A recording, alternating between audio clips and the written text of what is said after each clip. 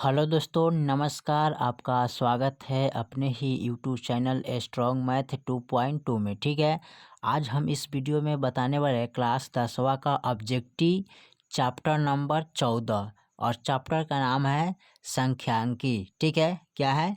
संख्यांकी और चैप्टर 14 है। ठीक है, तो इससे पहले मैंने बहुत सारे ऑब्जेक्टिव अपलोड कर चुके हैं, आप जाके प्ले लिस्ट में देख सकते हैं। ठीक है, तो आज हम 14 पार्ट का शुरू करने वाले हैं ऑब्जेक्टिव संख्यांकी। तो देखिए, फर्स्ट सवाल कर रहा है 3 4 7 2 7 6 7 9 का बहुलक होगा कौन। ठीक है, तो बहुलक मतलब होता है कि इसमें कौन ऐसा अंक है जो सबसे अधिक बार आया है, उसी को बहुलक बोलते हैं। ठीक है, तो चलिए इसको हम हल कर लेते हैं।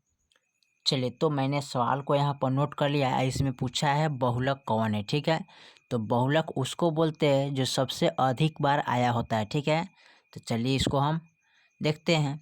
तो यहाँ पर देखिए 3 कितने बार आया है? 3 यहाँ पर एक बार है। ठीक है, 4 कितने बार है? तो 4 भी यहाँ पर एक बार है। 7 कितने बार है? तो 1 2 3 बार है। 2 कितने बार है? एक बार है। ठीक है, 6 कितने बार है? एक बार। 9 कितने बार है? एक बार। तो आपका सबसे अधिक बार कौन आया है? 7। तो लिखिएगा 7 सबसे अधिक बार आया है, अतः यह बहुलक 7 होगा। ठीक है, तो यही आपका आंसर हो जाएगा। ठीक है, चलिए सवाल नंबर 2 में देखते हैं। 2 में क्या कर रहा है? सवाल नंबर 2 कर रहा है 3 5 2 5 7 5 8 का बहुलक होगा कौन। ठीक है, तो जैसे इनको बनाया ठीक वैसे ही इनको में बहुलक इसमें चुनना है। तो बहुलक चुनने का मतलब हो गया कि जो अंक सबसे अधिक बार आया है ना, उसी को हम क्या बोलते हैं? बहुलक बोलते हैं। ठीक है, तो चलिए इसको हम हल करते हैं। चलिए, तो 2 नंबर सवाल मैंने नोट कर लिया। ठीक है, अब इसमें पता करना है कि बहुलक इसमें कौन है। तो बहुलक का मतलब हो गया कि इनमें कौन ऐसा अंक है जो सबसे अधिक बार आया है। ठीक है, तो देखिए 3 इसमें कितने बार है? तो 3 इसमें एक बार है। 5 कितने बार है? तो 1 2 3 4, यानी कि 5 कितने बार है? 4 बार है। ठीक है, अब देखिए 2 इसमें कितने बार है? एक बार है। 7 कितने बार है? एक बार है। 8 कितने बार? एक बार है। तो इनमें सबसे अधिक बार कौन आया है? 5। तो सब यहाँ लिखिएगा 5 सबसे अधिक बार है। ठीक है, तो क्या हो जाएगा? 5 ही बहुलक होगा। ठीक है, तो इसका 5 बहुलक। ठीक है, यही आंसर हो जाए। ठीक है, चलिए सवाल नंबर हम तीसरा को देखते हैं। 3 में क्या कह रहा है? ठीक है, चलिए सवाल नंबर 3 कह रहा है कि किस ब्रह्मवर्ता का बहुलक होता है। देखिए, एक में कह रहा है कम से कम ब्रह्मवर्ता मान का, कि माध्यतम मान का, कि अधिकतम मान ब्रह्मवर्ता मान का, कि इनमें से कोई नहीं। ठीक है, तो कह रहा है किसी ब्रह्मवर्ता का बहुलक होता क्या है? तो सी नंबर होगा। अधिकतम ब्रह्मवर्ता मान आने पर क्या होता है? बहुलक होता है। ठीक है, तो चलिए इसका हम लिख लेते हैं कोई नंबर सी। ठीक है, तो चलिए मैंने सवाल नंबर 3 को यहाँ पर नोट कर दिए। ठीक है, बहुलक का सबसे अधिक ब्रह्मवर्ता मान होता है। ठीक है, क्या होता है? बहुलक का सबसे अधिकतम ब्रह्मवर्ता मान होता है। ठीक है, यानी कि बहुलक जो होता है ना, सबसे अधिक बार आता है। ठीक है, तो चलिए सवाल नंबर हम चौथा को देखते हैं। चौथे में क्या कह रहा है? देखिए, सवाल नंबर चौथा हमारा कह रहा है कि 1 3 0 3 1 का बहुलक होगा कौन। ठीक है, तो इसमें बहुलक चुनना है। तो बहुलक चुन के उसी को टिक लगाना है। ठीक है, तो चलिए इसको हम हल कर लेते हैं।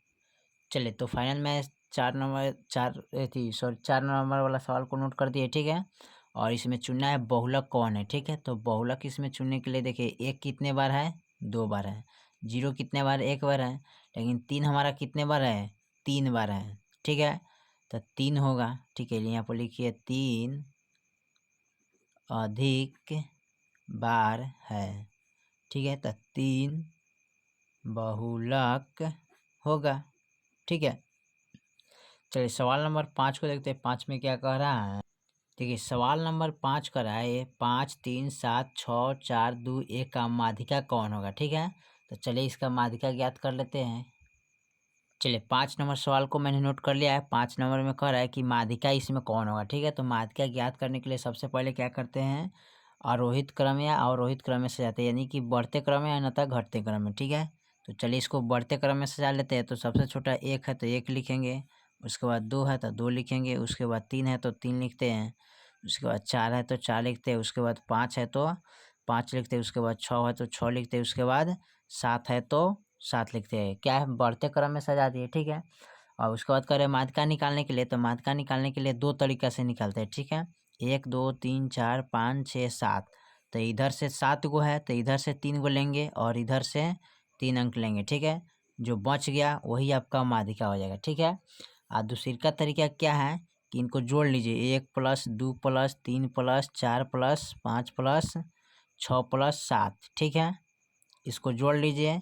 अब बटा 7 गो है तो 7 दीजिए, ठीक है। और जोड़िएगा तो टोटल कितना होगा, 3 6 6 4 10 10 5 15, यहाँ जोड़ लीजिए 15 16 17 18 19 20 21, ठीक है। 7 28 होता है। अब बटे 27 तो 7 चौका 28, यानी इनका भी 4 आंसर आ गया, ये से 4 आंसर आ गया, ठीक है। तो दोनों में कौन तरीका से आप बना सकते हैं, ठीक है। चलिए सवाल नंबर हम 6 को देखते हैं। 6 में क्या कह रहा है, सवाल नंबर 6 हमारा कह रहा है यहाँ पर प्रथम 5 पूर्ण संख्या का मध्य कौन होगा। यहाँ पर कथी की लिखना है, 5 पूर्ण संख्या लिखना है, ठीक है। तो पूर्ण संख्या किससे स्टार्ट होता है, जो 0 से स्टार्ट होता है, ठीक है। 0 1 2 3 4, ठीक है, इस तरह का होता है। तो चलिए इसको हम हल कर लेते हैं। चलिए तो यहाँ प्रथम 5 पूर्ण संख्या का मध्य निकालना है। तो मध्य निकालने के लिए क्या करते हैं इसमें, तो सबसे पहले इसको क्या करते हैं, जोड़ लेते हैं और जोड़ के भाग करते हैं, ठीक है। तो देखिए यहाँ पर जोड़िएगा 0 1 2 3 4, अब बटे 1 2 3 4 5, तो 5 दे दीजिए। अब जोड़ लीजिए 2 1 3 3 3 6 6 4 10, यानी कि 10 बटा 5 हो जाएगा, 5 दूना 10, ठीक है। तो आपका आंसर कौन आ गया, यही आ गया, ठीक है, 2 आ गया, ठीक है। आना तो जोड़ लीजिए 1 2 3 4 5, तो टोटल 5 है तो 2 इधर से 2 इधर से कर दीजिएगा। यानी दूसरी का तरीका यहाँ पर है, जैसे कि मान लेते हैं 1 2 3 4 5 है तो 2 गो इधर से और 2 गो इधर से, तो बीच में बचेगा कौन, 2। तो यही आपका आंसर हो जाएगा, ठीक है। इस तरीका से जोड़ लीजिए, आना तो इस तरीके से आप बना सकते हैं, बहुत आसान तरीके से, ठीक है। चलिए सवाल नंबर हम 7 को देखते हैं। 7 में क्या कह रहा है, सवाल नंबर 7 हमारा कह रहा है प्रथम 3 लगातार प्राकृतिक संख्या का मध्य होगा कौन, ठीक है। प्रथम 3 गो लगातार प्राकृतिक संख्या लिखना है, ठीक है। तो प्राकृतिक संख्या किन को बोलते हैं, जो 1 से स्टार्ट होता है उसी को हम प्राकृतिक संख्या बोलते हैं। तो प्रथम हमको 3 गो प्राकृतिक संख्या लिखना है और उसका मध्य निकाल लेना है, ठीक है। तो चलिए इसको देख लेते हैं। चलिए तो यहाँ पर प्रथम 3 प्राकृतिक मध्य संख्या ज्ञात करना, ठीक है। तो यहाँ पर 1 2 3, अब बट्टा कितना लिखिए, 3 3 2 5 5 है 1 6, यानी 6 बटा 3, तो 3 दूना 6, ठीक है। एक तरीका ये है कि 1 2 3 टोटल क्या होगा, 3 गो, तो एगो इधर से बीच में जो बच गया वही आपका आंसर हो जाए, ठीक है। तो इस तरह दोनों तरह से आप आंसर इसको निकाल सकते हैं, ठीक है। चलिए सवाल नंबर 8 को देखते हैं। चलिए सवाल नंबर 8 हमारा कह रहा है पंचीय बरम्बारता वर्ग कहलाता क्या है, ठीक है। तो इसमें आपको याद करना पड़ेगा, इसको तो हल करने का कोई तरीका नहीं है। संचयी सॉरी यहाँ पर दिया है संचयी बरम्बारता वर्ग कहलाता क्या है, त्रिकोण की आयत चित्र की दंडलेख की बरम्बारता बहुभुज, ठीक है। तो इसका आप देख सकते हैं, इसमें 4 ऑप्शन है, ठीक है। 4 ऑप्शन में आपका ऑप्शन होगा कौन, ए होगा, तोरण, ठीक है। तोरण कहलाता है, ठीक है। तो यहाँ लिख देते हैं तोरण। चलिए तो मैंने यहाँ पर लिख दिया क्या कहलाता है, तोरण कहलाता है। आप लोग इसको याद कर लीजिएगा, ठीक है, बहुत अच्छा तरीका से। चलिए सवाल नंबर 9 में देखते हैं। 9 में क्या कह रहा है हमारा, सवाल नंबर 9 कह रहा है हमारा 13 और 19 के बीच समांतर मध्य क्या होगा, ठीक है। तो 13 और 19 के बीच समांतर मध्य निकालने के लिए क्या करते हैं, दोनों अंकों को जोड़ के 1 का 2 से इसमें भाग कर देंगे, ठीक है। तो चलिए इसको हम हल कर लेते हैं। चलिए तो सवाल नंबर 9 ने यहाँ नोट कर लिया है, कह रहे 13 और 19 के बीच समांतर माध्य कौन होगा, ठीक है। तो चलिए इसको हम जोड़ लेते हैं। तो जोड़ेंगे 13 प्लस 9 अब बट्टे 2, क्योंकि एगो एगो 2 गो, तो 9 3 कितना होता है, 10 11 12, तो 12 के 2 हाथ में 1 1 1 2 2 1 3, यानी कि बट्टे 2, 16 दूना 32, तो समांतर माध्य क्या होगा, 16 होगा, ठीक है। चलिए सवाल नंबर 10 को देखते हैं। 10 में क्या कह रहा है? सवाल नंबर 10 हमारा कर रहा है, यदि 3, 4, 5, 17 तथा x का मध्य 6 हो तो x का मान क्या होगा? ठीक है, तो चलिए इसको हम हल कर लेते हैं। देखिए यहाँ पर कह रहा है 3, 4, 4, 5, 17 और x का माध्य कितना है? 6 है। तो x का मान इसमें ज्ञात करना है। किसका मान ज्ञात करना है? x का। तो चलिए इसको हल कर लेते हैं।